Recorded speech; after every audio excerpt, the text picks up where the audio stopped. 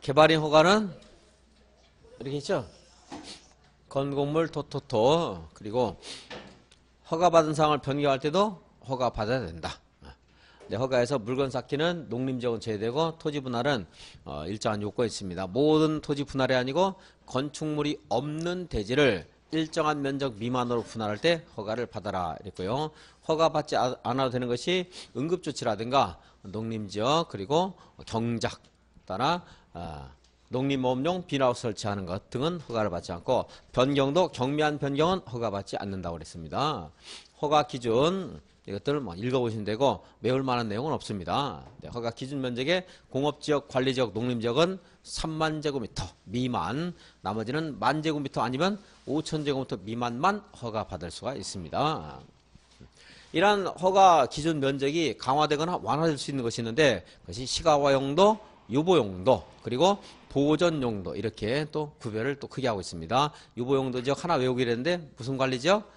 생산관리지역, 유보용도죠. 그럼 유보는 개발이 좀 열려있다 하는 것이기 때문에 생산관리지역 하나 외우면 그거보다 개발 가능성이 열려있는 곳 두 군데는 여러분들 공부를 하시면서 저절로 알 수가 있습니다. 계획관리지역이나 자연녹지지역 알 수 있어요. 이제 이해하시면 되고, 그리고 이러한 유보용도나 보존용도 지역을 대상으로 해서 저 앞에 있는 관할구역의 장인, 특별시장부터 군수가 성장관리 방안을 수립할 수 있습니다. 특별히 시가화가 진행될 가능성이 많다. 이런 것에 대해서 나중에 시가화 진행된 이후에 그걸 통제하면 창구 없애라. 이거 안 돼요.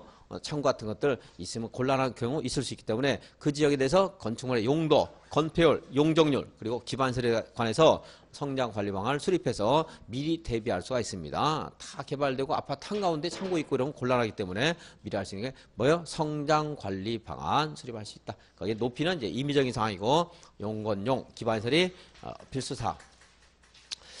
이런 요건을 다 갖춰도 또 개발인 허가를 일정한 경우에 금지하는 경우도 있는데요. 그러니까 환경과 조화를 이룰 때 허가를 받는다 이런데 그 환경에 대한 침해 정도가 강하다 이러면은 일정한 기간 동안 아예 전면 금지할 수 있습니다. 개발인 허가 제한은 3년 할 수 있어요. 3년. 그리고 더하기 2년 연장할 수 있는 게 있고 그렇지 않은 게 있습니다. 먼저 녹지지역이나 계획관리지역, 계획관리지역에서 수목이라든가 또는 조수류, 우량농지 등을 보전, 보호할 필요가 있을 때 개발인 허가를 몇 년간요? 3년간 제한할 수 있습니다. 또 주변 환경이나 경관, 미관 또는 문화재 등의 손상이나 오염을 방지하기 위해서 또 역시 3년간 개발인 허가를 제한할 수 있습니다. 도시군 계획이 수립되고 있는 지역인데 도시군 계획이 수립되면 용도 지역 등의 변경이 예상되고 용도 지역이 바뀌면 개발인 허가 기준이 또 바뀝니다. 용도 지역별로 허가되는 건축물이 다르고 건폐율, 용적률 다르죠. 형질명령 기준 면적도 다를 수가 있습니다. 그래서 이 도시군 계획이 수립되면 용도 지역이 변경이 되고 그에 따라서 개발인 허가 기준이 달라질 것으로 예상될 때는 그 지역에 대해서 개발인 허가를 또 3년간 제한할 수 있습니다. 지구 단위 계획구역 공부했는데요. 지구 단위 계획구역에서도 개발인 허가를 이제 3년간 제한할 수 있고 아직 공부하는 기반시설 부담구역, 기반시설 부담구역에서도 개발인 허가를 3년간 제한할 수 있는데 얘네들은 2년간 더 연장할 수가 있습니다. 그래서 시험에서 이렇게 해놓고 다음 중 개발인 허가를 3년 제한할 수 있는 것은 3년만 할 수 있는 거, 5년까지 가능한 거 이런 거 물어볼 수가 있습니다. 찾는 거예요. 그래서 여기에는 수목이라든가 수목, 문화재 하는 것들 이것은 몇 년간? 3년간만 할 수 있고 그리고 도시군 계획이나 지구단위 계획이나 기반시설 부담구역은 몇 년간 제한할 수 있어요? 5년까지, 최장 5년까지 제한할 수 있습니다. 절차 같은 건 이제 물어볼 수 있는데 절차는 어려운데 중요도는 얘보다 떨어져요. 그래서 일단은 이거 아시고 절차 같은 거 나중에 뭐 심의라든가 심의 생략하는 것들 이런 것들 나중에 좀 보겠습니다.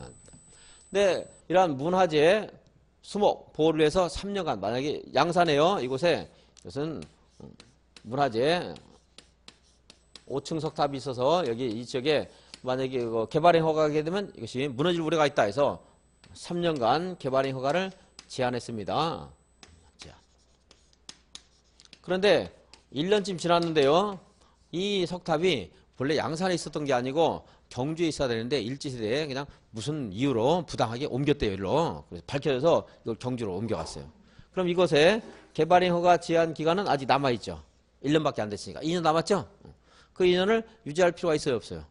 없겠죠? 그래서 제한 사유가 개발행 허가 금지 기간이라 하더라도 제한 사유가 소멸했을 때는, 없어졌을 때는 제한을 해제를 해야 됩니다. 할 수 있다 그러면 안 돼요. 이건 필요 없어졌죠?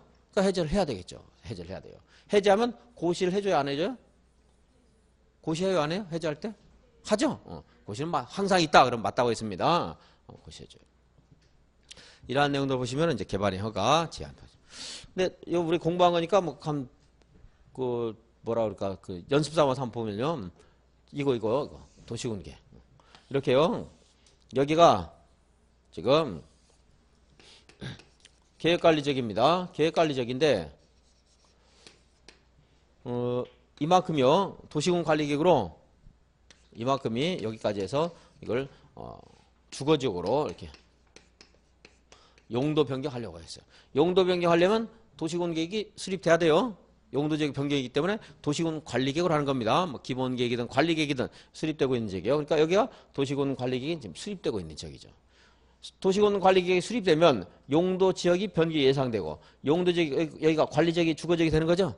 그럼 용도지역이 변경이 되면 허용되는 건축물과 건폐율 용적도 달라지고 아까 계획관리지역은 3만이 원칙이었지만 여기는 10,000밖에 안 되는 거죠. 3만을 허가해주면 안 되잖아요. 용도지역 바뀌었을 때. 그렇죠? 그러면 어떻게 해요? 이렇게 이런 곳에 개발의 허가를 3년간 금지할 수 있고 이 기간이 좀 길어질 수도 있기 때문에 이제 2년간 연장도 할 수 있다는 겁니다. 2년까지. 좀 전에 말씀드린 뭐 일정한 그 토지, 그러니까 공원에서 해제가 되면서 원래 자연 녹지였는데 보전 녹지로 바꾸려는 용도 도시군 관리계획을 수립하고 있어요. 그러면서 3년간 못 한다. 근데 보전 녹지가 되더라도 보전 녹지에서 가능한 건 할 수 있죠. 그러니까 보전 녹지에서 되는 건 허가를 해줘요. 또 3년간 하면서도 그렇게 할 수도 있어요. 이제. 보전 녹지가 규제가 더 큰 거기 때문에 자연 녹지가 혹시 되더라도 보전 녹지에 가능한 건 뭐 문제가 없거든요. 그래서 보전 녹지에서 가능한 것은 됩니다. 그래서 그 시청인가 군청 공무원이 건축물도 건축할 수 있고요. 아무런 문제 없으니까 그냥 뭐 찬성하면 더 좋습니다. 이런 식으로 꼬시는 모양이에요. 3년 빨리 풀어지니까 공원에서 더 좋다고 꼬시는데 공원에서 해제되는 게 문제가 아니고 자연 녹지가 보전 녹지 되는 것이 훨씬 더 불리하죠. 근데 그렇게 되는 것이 왜 있는가? 제가 좀 관계된 사람하고 좀 물어보고 상의해서 좀 답을 알려주고 싶은데 좀 관련 위원회에 일하는 사람이 있어서 제가 확인을 좀 할 생각인데 이번 주에. 근데 보전 녹지를 자연 녹지로 풀어주는 건 모르겠는데 자연 녹지는 법에도 불가피한 경우에 제한적인 개발이 가능하다고 돼 있잖아요. 근데 그걸 후퇴시켜서 보전 녹지 하는 것은 좀 이해가 안 되고 따져볼 만한 그런 내용은 된 것 같아요. 뭐 법적으로 확실하게 보장되는 건 아니지만 한번 가서 강하게 따져야죠. 그런 것들은 이제. 193페이지 한번 보겠습니다. 개발인 허가. 이게 허가 대상인데 다음 어느 하나에 해당하는 행위를 하려는 자는 특별시장, 광역시장, 시장 군수의 허가를 받아야 된다. 네. 다만 도시군 계획사업에 의한 경우에는 그러하지 아니하다. 도시군 계획사업은 허가를 받아야 안 받아요? 안 받습니다. 도시군 계획 시설 사업은 실시계획 인가를 받아요. 그죠? 도시개발 사업과 그리고 정비사업도 역시 실시계획이나 사업시행 인가를 받아야 돼요. 훨씬 까다롭고 어려운 절차예요. 그리고 이제 그 내용을 이해를 나중에 하시면 좋고 또 그냥 가볍게 공적인 사업이기 때문에 사적인 그런 규제하고 같은 절차를 밟는 건 아니구나 이렇게 하셔도 돼요. 건축물 건축, 공작물 설치. 네. 인공을 가하여 제작한 시설물이 공작물이다 했는데 그 안에 보시면 뭐 건축물은 제외한다 돼 있죠. 건축물은 1번에 따라서 규제하기 때문에 여기 있는 공작물에는 건축물은 빠지는 겁니다. 토지 형질 변경, 절토, 성토, 정지, 포장 등의 방법으로 토지의 형상을 변경하거나 공유수면을 매립하는 행위. 이것도 공유수면, 바다를 하천을 메웠어요. 형질 변경 맞겠죠? 또 토지에 또는 물리적 공간 부분의 형상이 변경됐습니다. 토지 형질 변경. 절토는 이제 깎아내는 거고 성토는 흙을 갖다 쌓아서 북돋는 거고 정지, 다듬는 것, 포장은 아스팔트 포장 같은 거 하는 것 말하는 겁니다. 이렇게 토지의 형상에 대해서 외형에 큰 변화를 일으킬 때는 대한민국의 토지에 대한민국 국토의 변화를 일으키는 거고 뭐 경제적 용법 같은 것들이 잘못하면 감소해요. 그렇기 때문에 허가를 받아라 이렇게 하는 겁니다. 허가 받아라. 토지 분할 다음 항목의 어느 하나에 해당하는 토지의 분할은 허가를 받아라. 괄호에 무슨 말이 있어요? 무엇이 있는 대지는 제외한다? 건축물이 있는 대지는 제외한다. 그러니까 건축물이 없는 대지만 지금 공부하고 있는 겁니다. 그중에 나 이것만 보겠습니다. 건축법에 따라 건축법상 분할 제한 면적 미만으로 토지를 분할할 때 이상으로 할 때는 허가받을 필요 없죠. 미만으로 할 때. 그리고 건축물이 있는 대지는 허가받을 필요가 없습니다. 왜냐하면 건축법으로 꼼꼼히 통제를 하고 있어요. 불합리한 비경제적인 방법으로 토지 분할 못하게. 그래서 건축법에 따른 분할 제한 면적 미만으로 분할한다. 말이 기니까 미만 이런 말을 체크했고 시험에서도 미만만 찾고 답 찾아도 문제 없어요. 미만으로 분할할 때 어떻게 해야 돼요? 허가를 받아야 됩니다. 건축물이 없는 대지 하는 말도 거의 지문에 주어질 거예요. 미만 할 때 허가 받아라. 물건을 쌓아놓는 것 어디에서 그렇죠? 녹지적과 관리적과 자연환경 보전지역이죠. 농림지역은 들어가면 안 됩니다.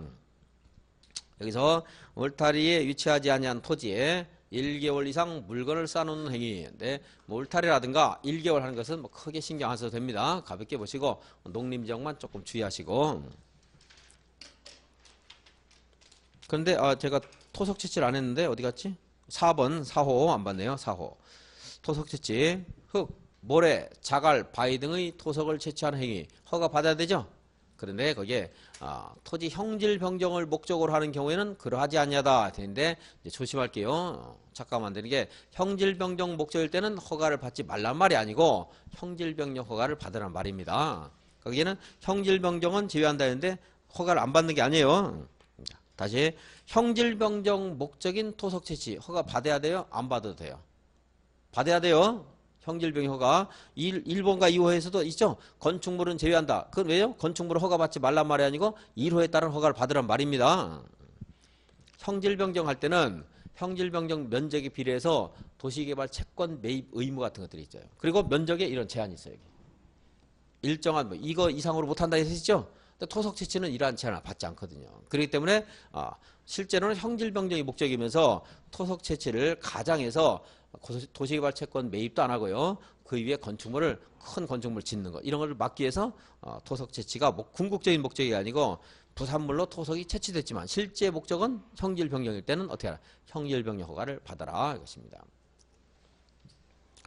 다음 페이지 변경할 때 허가 받아요 안 받아요? 받아야 되죠. 개발인이 허가받은 사항을 변경하는 경우에는 위에 있는 1번 준용한다 이 말이 허가를 받으라는 말입니다. 그런데 경미한 사항을 변경할 때는 그러하지 아니하다 해서 아까 설명드린 사업기간을 어떻게 할 때요? 단축할 때. 그리고 사업면적, 부지면적을 5% 범위 안에서 어떻게 할 때? 축소할 때. 그러니까 연장, 확장 이런 말 나오면 안 됩니다. 그건 허가를 받아야 돼요.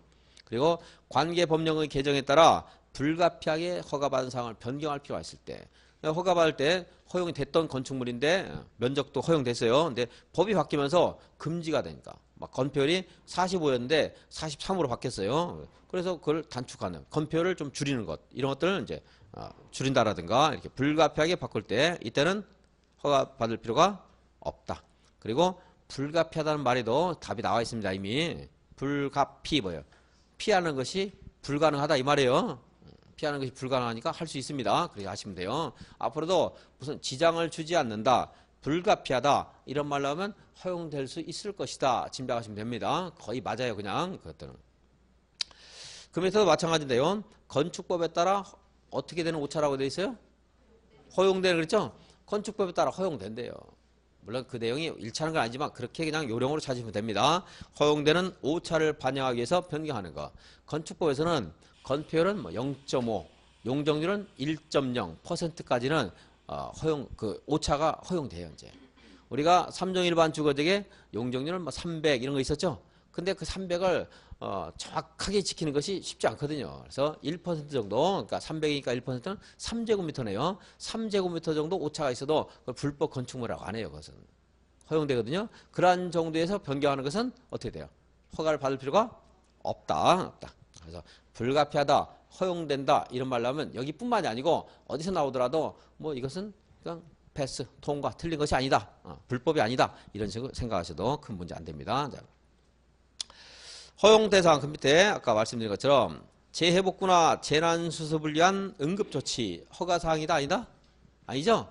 허가받지 않고 나중에 하지만 1개월 이내 신고는 해야 됩니다. 신고. 나중에. 왜냐하면 형질변경은 허가받으라고 했는데 그걸 무단하게요. 불법으로 형질변경. 막 산 같은 거 깎아내요. 언덕 같은 거. 농사를 짓고 있다가 걸리면은 재난수습을 위해서 했다. 이러면 시간이 지나면 그걸 입증할 수가 없잖아요. 그렇죠? 그러니까 1개월 이내 신고를 해야 됩니다. 사후 통제를 해야 되기 때문에 신고는 해야 된다. 그리고 2번은 보지 마시고 3번. 경매한 행위 다음 페이지. 2번에서 녹지적, 관리적, 농림지역에서 농림업용 비닐하우스를 설치하는 거 허가사항이다 아니다? 아니죠? 비닐하우스. 자연환경 보전지역 안 돼요. 그런 데는. 근데 그것까지 기억 안 하셔도 되고 농림업용 비닐하우스 경매한 것 허가 받을 필요가 있다 없다? 없습니다. 농림업용 비닐하우스. 용도지역까지 암기를 안 하셔도 돼요. 용도지역 암기하는 것은 제가 여기 말씀드렸어요. 쉬운 거. 농사 짓는 거 할 수 있죠? 할 수 있으니까 하는 거예요. 제가.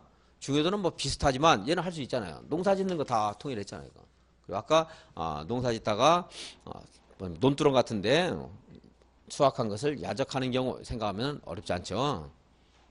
용도지역 여기 있는 것들을 어디는 되고 어디는 안 되고 하는 것들을 낱낱이 다 알기가 너무 어렵거든요. 그래서 이제 다음에 5번 아니 뭐 하나 있을 텐데 경작이 어디 있지? 죄송합니다. 경작을 안 봤네요. 193페이지에서 보고 넘어가야 되는데 193페이지 3번에 형질변경이 괄호 안에 경작을 위한 토지의 형질변경은 제외한다 하는 말이죠. 경작을 위할 때는 허가를 받는다 안 받는다? 안 받습니다. 근데 여기는 예외가 또 있는데 그것도 봐야 돼요. 3월달에 이제 그리고 195페이지 다시 5번 토지분할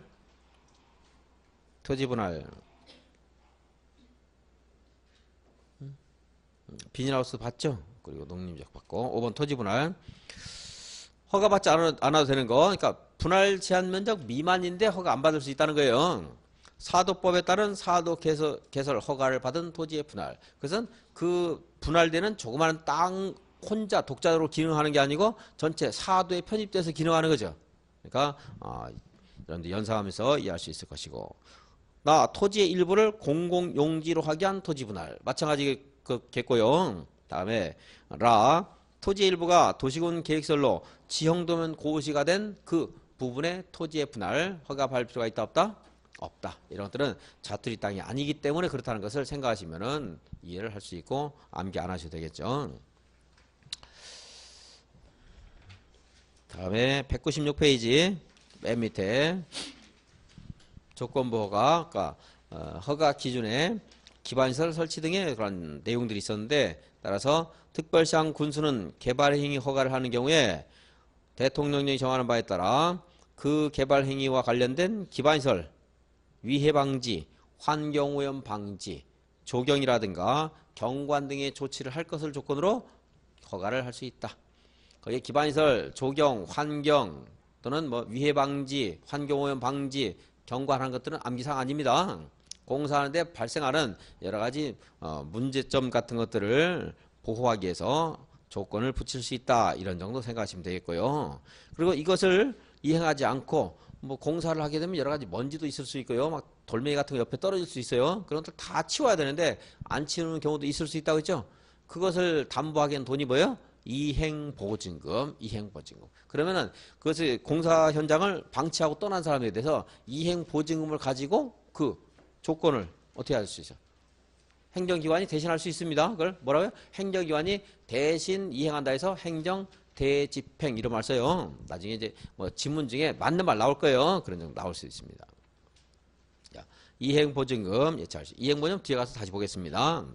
허가 기준 다음 페이지. 특별시장 군수는 개발행위 허가 신청 내용이 다음에 맞을 때만 허가하거나 변경 허가를 해야 된다. 다음에 맞는 것이 1번 용도 지역별 특성을 고려해서 대통령령이 정하는 개발행위 규모에 적합할 거 그랬죠. 대통령이 정하는 개발행위 허가 기준 면적이 밑에 있는데 좀 이따 다시 보겠습니다. 바로 밑에 있지만 2번 도시군 관리계획이나 성장관리 방안의 내용에 어긋나지 아니할 것.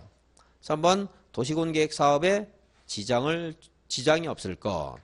주변 지역의 토지 이용 실태라든가 뭐 하천, 호소, 습지의 배수 등 주변 환경이나 경관과 조화를 이룰 것. 틀린 말로 나올 수는 없겠죠. 이런 것들은 중간에 있는 뭐 단어 같은 거, 용어 같은 거 틀리게 절대 안 내니까 그런 건 신경 안 쓰셔도 되고 환경과 조화를 이룰 것.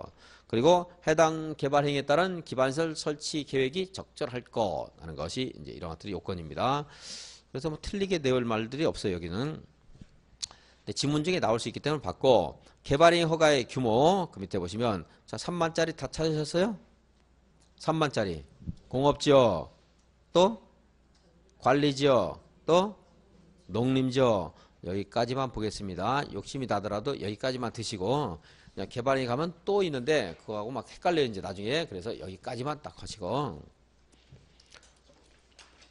다음 페이지 198페이지 개발행위 허가의 기준이 강화되거나 완화될 수 있는 것이 또 있다고 세 가지로 묶어지는 유형이 있다고 했죠. 시가화 용도, 보전 용도, 그리고 가운데 유보 용도 지역이 있다. 유보 용도 지역 중에 뭘 한 기억하라고 했죠? 생산관리 지역. 그러면 두 개 옆에 있는 것이 떠오를 수 있겠죠? 떠오를 수 있게 연습을 이제 하셔야 돼요. 이제 나중에 하시다 보면 그 정도 될 겁니다. 시가화 용도는 외우지 않더라도 알 수 있죠? 뭐요? 주거지역, 상업지역, 공업지역. 그래서 시가화 용도는 토지 이용, 건축물의 용도 등 용도나 건폐율, 용적률, 높이 등에 대해서 용도지역 제한에 따라 허가 기준을 그대로 적용하는 건 주거, 상업, 공업지역, 유보용도지역 심의를 통해 개발행위 허가 기준을 강화할 수도 있고 완화하여 적용할 수 있는 생산관리지역과 계획관리, 자연녹지 생산관리지역만 체크해서 주의 있게 개를 보셔야 돼요. 집중적으로. 그럼 나머지는 떠오를 수가 있을 겁니다. 다음에 보전용도지역은 심의를 통해서 허가 기준을 강화할 수 있는 것인데 보전관리 농림지역, 자연환경 보전지역, 그리고 보전녹지, 생산녹지인데 복잡해요. 괜히 잘 물어볼 가능성이 높고. 그러니까 여러분들은 정확하게 유보용도를 정확히 알면 나머지는 찾을 수가 있어요. 그것보다 개발이 많이 활성화되는 것이 시가화용도, 나머지는 보전용도 이렇게 하는 거죠. 다 외우는 게 아니고. 성장관리방안의 수립, 특별시장 군수는 난개발 등의 난개발 방지 등의 특성을 고려해서 일정한 지역에 성장 관리 방안을 수립할 수 있다. 그런데 성장 관리 방안은 다음 페이지 보시면 둘, 넷, 다섯 번째 줄, 네 번째 줄 성장 관리 방안을 수립할 수 있는 지역은 무슨 용도와 무슨 용도? 유보용도 지역과 보전용도 지역, 유보용도 지역과 보전용도 지역을 대상으로 성장 관리 방안을 수립할 수 있다. 유보용도 지역에만 수립할 수 있다. 틀려요? 시가화 용도 지역에 수립할 수 있다. 틀리죠? 유보용도 지역과 보전용도 지역. 그래서 저는 청소년만 성장을 시켰는데 이제는 유아도 성장시킬 수 있도록 하고 있습니다. 성인은 성장관리방안 수립 안 하죠? 성인이 어디요? 시가화 용도, 유보용도와 보전용도 두 가지 보시고. 그래서 청소년과 유아이기 때문에 높이를 획일적으로 제한해요? 안 해요? 안 할 수 있다고 했죠? 그래서 성장관리 방안은 다음의 사항을 포함해야 된다 했는데 네모에 보시면 1호와 2호를 포함한 둘 이상이니까 1, 2호는 꼭 포함시켜야 되죠. 동그라미 2번에 네모 파란색 1번 도로, 공원 등 기반시설 설치 그리고 2호 건축물의 용도 제한, 건축물의 건폐율 그리고 건축물의 용적률 이 두 가지는 필수. 3호는요. 건축물의 배치, 형태, 색채, 높이 하는 것은 필수다, 필수가 아니다. 필수가 아니고 임의적인 사항이죠. 임의적인 사항 그렇습니다. 성장관리방안 유보용도, 보전용도가 제일 중요하고 높이도 한번 보셔야 됩니다. 헷갈려서 그게 나왔을 때 틀릴 가능성이 있으니까. 다음에 202페이지 이행보증금 아까 말씀드린 거 여기 체크하겠습니다. 특별시장 군수는 기반시설 설치 등을 위해서 이행보증금을 예치하게 할 수 있는데 예치하게 할 수 있다 이게 중요한 게 아니고 어렵지 않지만 네모에 보시면 1. 국가나 지자체가 시행하는 개발행위 202페이지입니다. 202페이지 파란색 테두리 되어 있는 네모 1번 국가나 지자체 2호 공공기관 3호 공공단체 얘네들은 이행보증금 예치를 해요 안 해요? 안 한다는 거죠? 안 한다는 거 그거 이제 확인하시면 됩니다. 그래서 국가나 지자체, 공공기관, 공공단체 그러니까 무슨 지방공사 이런 말 나오면 또는 공기업 이런 말 나오면 이행보증금 예치 안 합니다. 안 한다. 이행보증금 예치 사유는 줄긋지 마시고 그냥 이런 말이 있으니까 한번 단어 이해를 위해서 한번 보겠습니다. 1. 줄긋지 마시고 개발 행위로 인해서 도로, 수도 등의 설치가 필요한 경우 이걸 조건으로 이제 개발 허가를 할 수 있어요. 그런데 도로, 수도 같은 건 설치하지 않고 그냥 건축물을 건축하는 경우가 있을 수가 있기 때문에 이행보증금을 예치를 하겠다는 거예요. 예치하게 한다는 겁니다. 그래서 이것을 이행하자면 그 이행보증금을 가지고 대신 이제 설치를 해요. 그걸 행정대지평한다 이런 말 나중에 이제 쓸 거예요.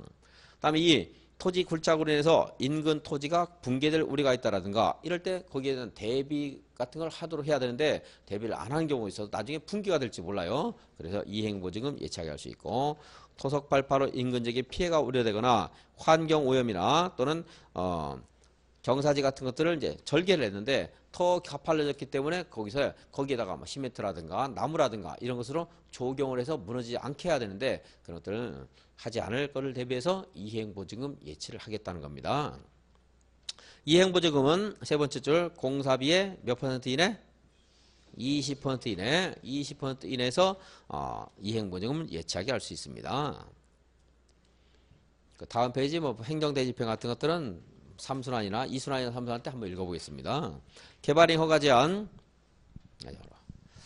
이런 요건을 다 갖춰도 그러니까 환경과 조화를 이룰 거 했지만 조화를 이룬 정도 아니고 너무나 훼손할 우려가 있다. 그리고 보호할 가치가 큰 지역이다. 이럴 때는 어떻게 해요? 개발행 허가를 아예 금지시켜버려요. 일정한 기간 동안. 그치? 국장, 시도의사, 시장, 군수가 할 수 있습니다. 우리가 공부한 모든 그런 행정청의 권한자들 우리가 공부했던 그자들이 다 할 수 있는데 국장, 시도의사, 시장, 군수가 도시군 관리 계획상 필요하다고 인정하는 지역에 대해서는 심의를 거쳐 한 차례만 3년 이내의 기간 동안 개발행 허가를 제한할 수 있다. 우리가 법문을 쓰는 사람이 국어 실력이 좀 딸리는 것 같은데 그냥 한 차례 제한할 수 있다 이렇게 끝내야 되는데 그리고 다만 단서도 있거든요. 한 차례만 하면은 너무 단정적인 거죠. 그건 더 이상 못 한다는 것이 되는데 자 이래놓고 그래놓고 또 사무에서 오고는 한 차례만 또 거기 또 한 차례만 또 나와요. 한 차례만 2년의 기간 동안 연장할 수 있다. 자꾸 이렇게 하면 또 한 차례만 또 있나? 오해하는데 또는 없습니다. 이제 연장은 딱 한 번밖에 못해요. 자, 3년 한 번 하고 2년 연장할 수 있는 게 있습니다. 다음 페이지 1.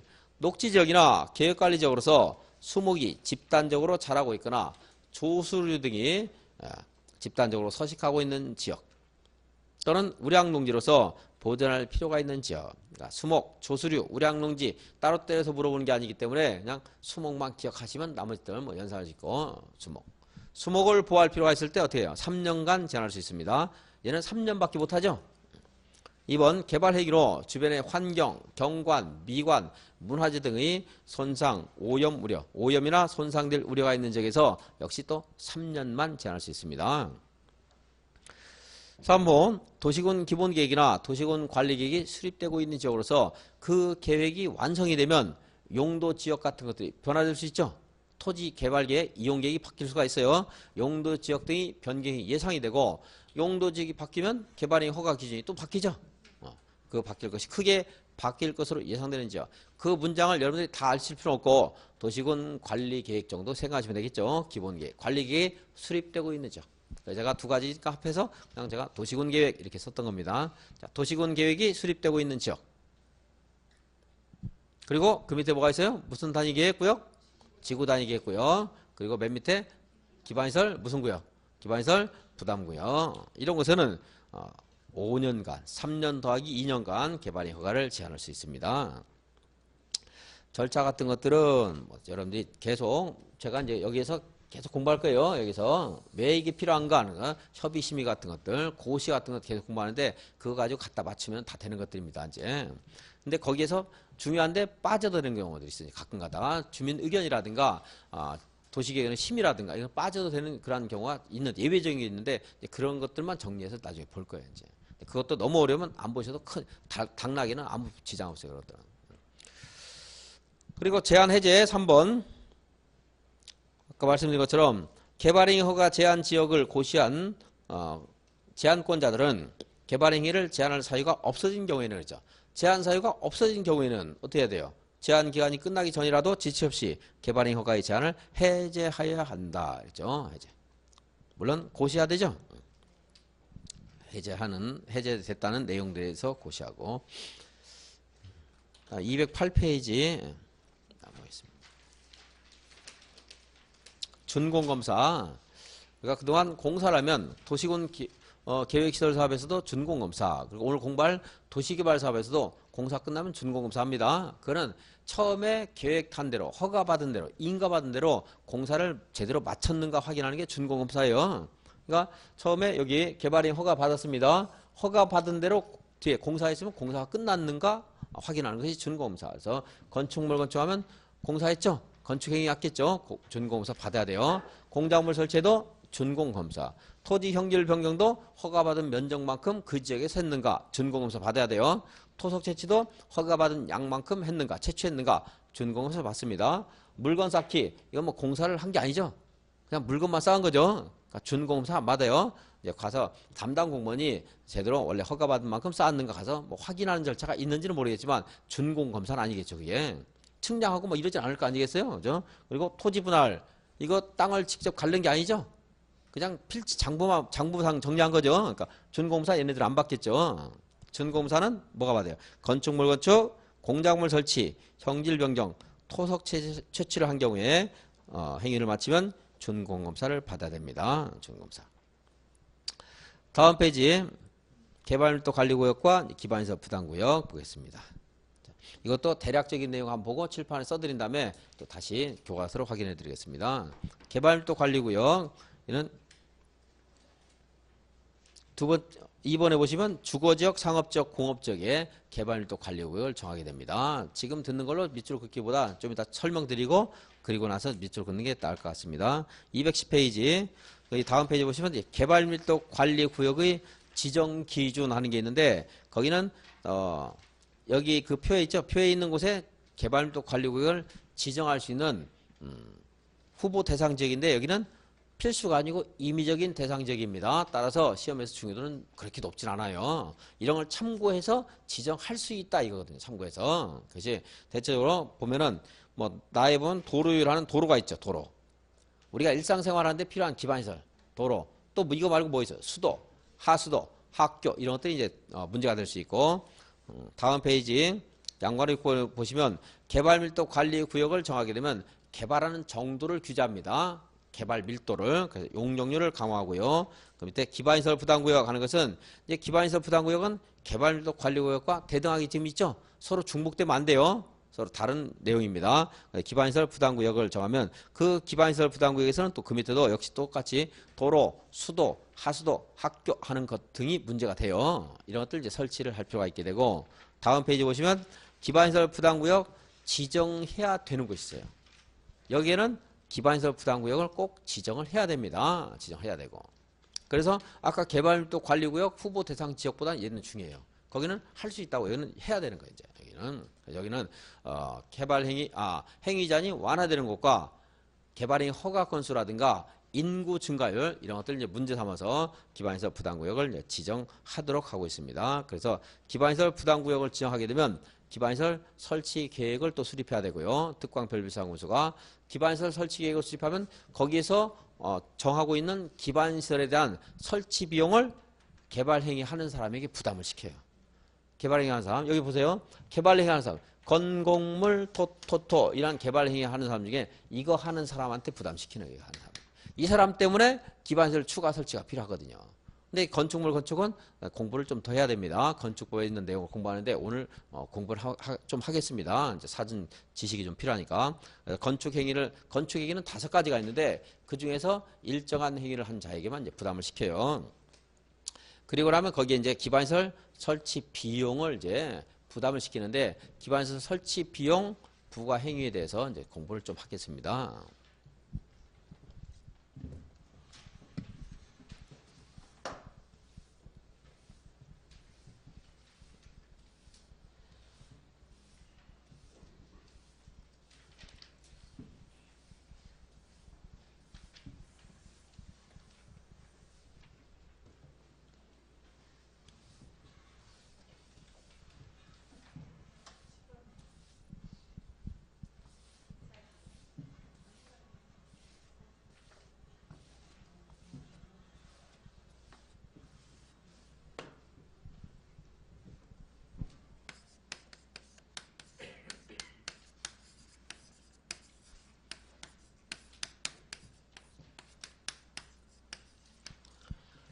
개발밀도 관리구역은 이러한 곳에 지정을 합니다. 도로가 있고 여기에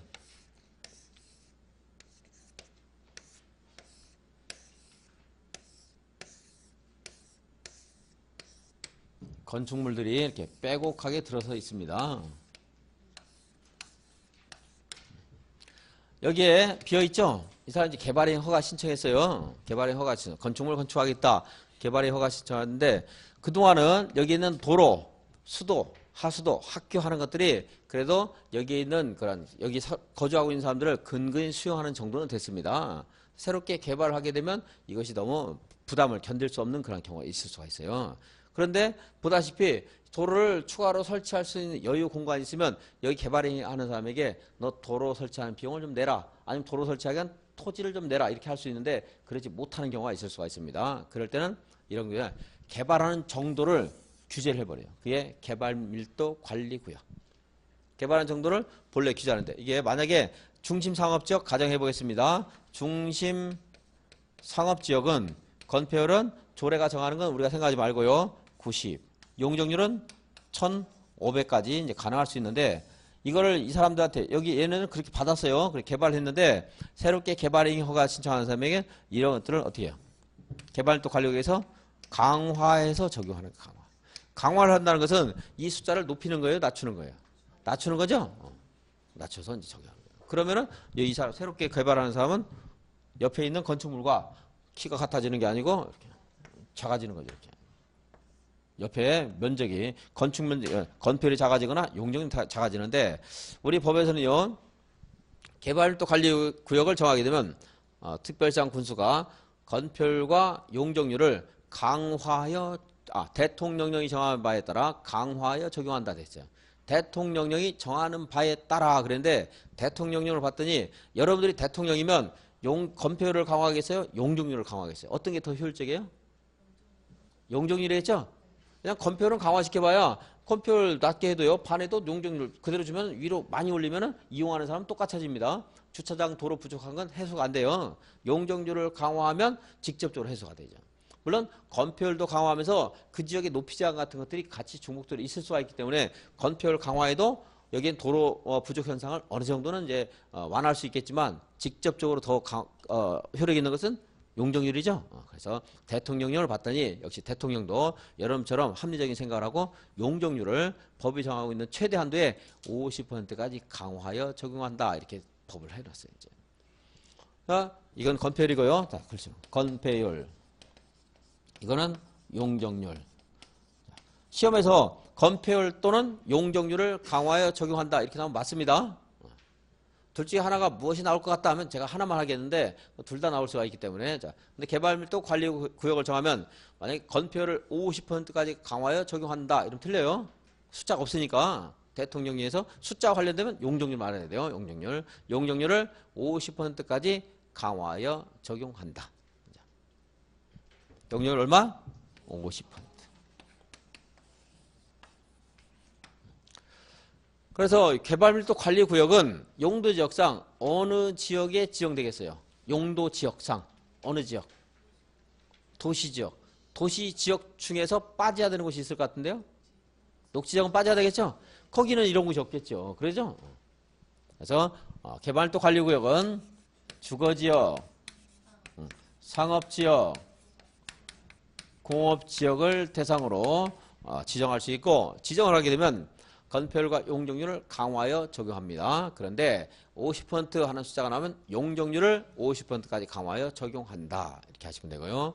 이 개발밀도 관리구역 지정은 4가지, 5가지가 있는데 그 지정 기준에 여기에 지금 쓰는 것은 할 수 있다 하는 것이기 때문에 그렇게 중요하지 않습니다. 책에 있는데 그렇죠?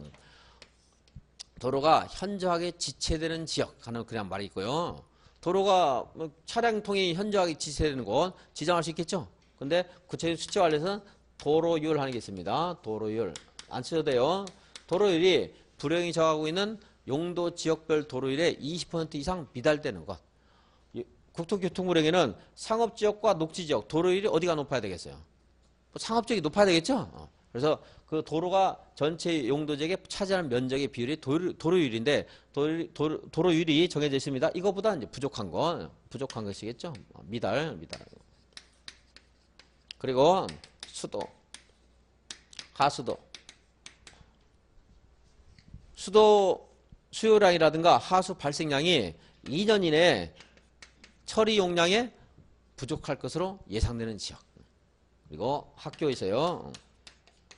학생 수가 학교 수용 능력을 2년 이내에 20%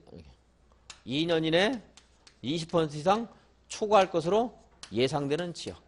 하는 곳에 개발밀도 관리구역을 지정할 수 있다. 그러니까 중요도 떨어져요. 할 수 있다기 때문에. 그래도 뭐 내는 사람 낼 수 있지만 이게 중요도 떨어지는 것들은 가볍게 해야 돼요. 똑같이 비중을 가지고 중요한 것과 중요하지 않은 것을 똑같이 공부하는 게 잘못된 거예요. 그러다 보니까 양이 많아지고 어려워지는 거고. 중요한 거는 훨씬 더 부과해요. 얘가 나와도 어쩔 수 없는 거예요. 그래서. 얘가 나올 수 있지만 나오고 나면 결과론적으로는 얘가 더 중요해요. 나오고 나면. 하지만 공부하는 입장에서는 절대 그렇게 하면 안 돼요. 중요한 걸 먼저 해야 돼요. 왜냐하면 다른 데서도 마찬가지거든요. 그래야 확률이 높아지는 거죠. 이제. 그래서 여기는 20%만 보자 이거예요. 20%만. 물론 용적률 50이 제일 중요하고요. 여기 20%. 왜 20을 받는가는 나중에 말씀드릴게요. 뭐 2년 20%. 왜냐하면 여기는 2년이 없고 20%고 여기는 2년도 있고 20%고 여기는 2년만 있고. 자꾸 근데 앞으로 2년이 어쩔 수 없이 많이 나와요. 우리 법에서는 이상하게 2년이 많은데 저는 이런 것들을 뭐 학생은 2년과 20%가 있다. 이렇게 할 필요가 없다는 거예요. 그냥. 가볍게 처리하자는 겁니다. 이것들은 도로, 수도, 하수도, 학생 수용 등 학교 같은 것들이 용량이 부족할 때 개발밀도 관리구역을 정할 수 있다. 이렇게 마시자는 거. 그런데 숫자는 혹 10% 나오면 20%. 개발밀도 관리구역입니다. 여기에 대해서 기반 시설 부담 구역 하는 게 있습니다. 기반 시설 부담 구역은 이런 곳에 지정합니다.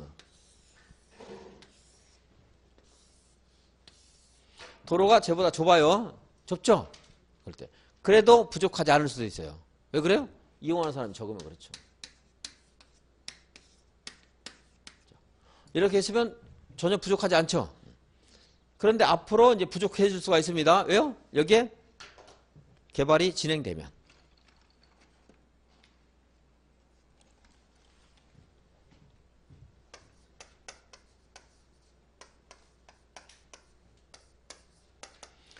이렇게 되면 이 도로가 부족해서 앞으로 이렇게 도를 추가로 설치를 해야 돼요.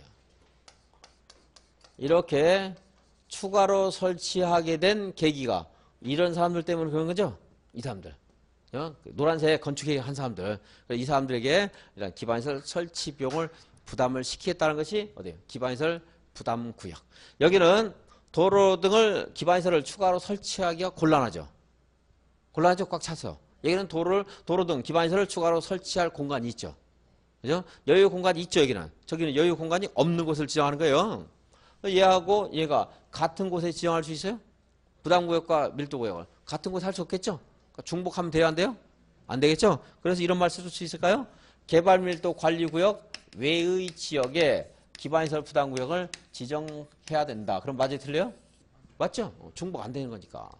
그럼 외의 지역, 여기 이제 구체적인 요건이요. 자, 왜 노란색 개발 행위가 자꾸 발생을 하느냐? 행위 제한이 완화되기 때문이에요. 행위 제한이 어떻다고요? 완화. 행위 제한이 완화되거나 해제되기 때문에 개발 행위가 이렇게 진행이 될 수 있을 겁니다.